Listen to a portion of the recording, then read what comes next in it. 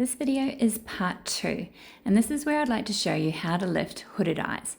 Now the first step that I'm going in with is the M.A.C paint pot. This is the eye primer. I really like this as an eyeshadow base. It really just helps to give you that perfect canvas to go from. Now I'm using one of the Marc Jacobs palettes. I had this for quite some time. The lightest shade I'm placing up under my brow and in the inner corner of my eye. And I will use this shade again later on. But for now, this is exactly where I'd like to place it, just to really get those eyebrows so that they have their own position apart from the eyes. That makes sense. Now going in with this sort of, it's like a mushroomy shade. I did swap my brush there because I used a way too big brush. And just with a fluffy blending brush, you're going to run this through the crease. So at this point, same as how I start most of my makeup tutorials, we're just running it through the crease and really carving out that eye socket and creating shape to the eye. Now we're going to pick up that same color, and as you can see where that's hooded a little bit, I'm raising my brows, I'm going up on that brow bone. So I'm moving this color, placing it up the top and then blending it back through. So I'm actually picking up fresh color and placing it higher. So if your eyes are hooded, this is what you're going to do, is place them up a little higher. Just pointing that out there, and this will help to lift your eyes. Now I'm going in with a darker shade. I completely missed filming the other side, but as you can see, we're using this darker shade and we're lining that line up with that end of our brow. And then I'm just filling in the little V. So I'm just adding it in there and just placing it. And now I'm going to join the top with the bottom, just ever so slightly to create that lift. You can see how my eyes are lifting.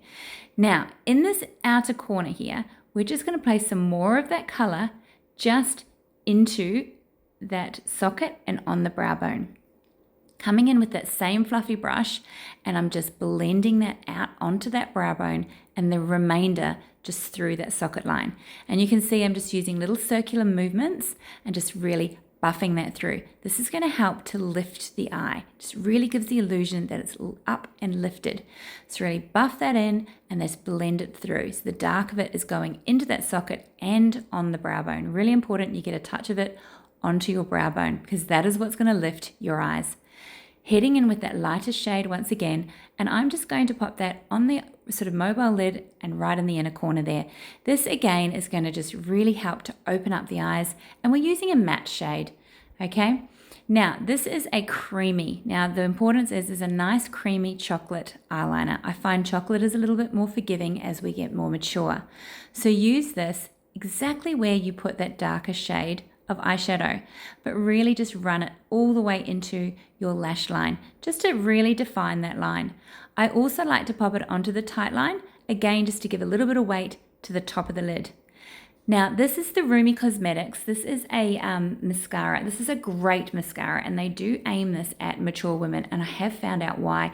It is amazing. It does really sort of segregate those lashes, creates volume and length.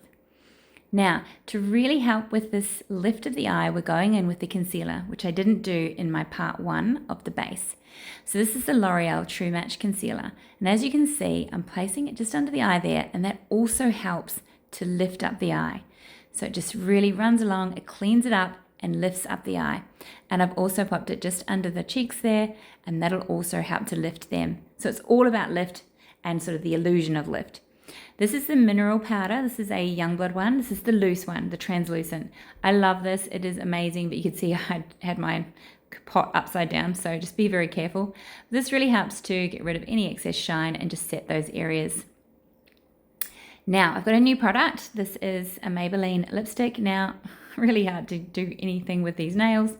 Now, I'm using this. I did start off a little bit careful, thinking, is it going to suit? And it is. It is a gorgeous shade. Stays on really well. It's not drying. It is called Cheeky.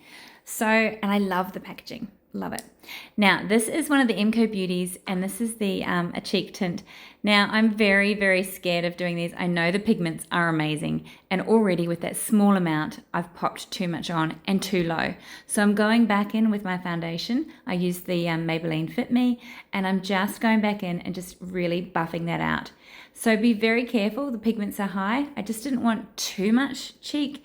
So I have gone back in with that foundation and just sort of tamed it down a little bit. I don't like too rosy cheeks because I had such rosy cheeks as a kid.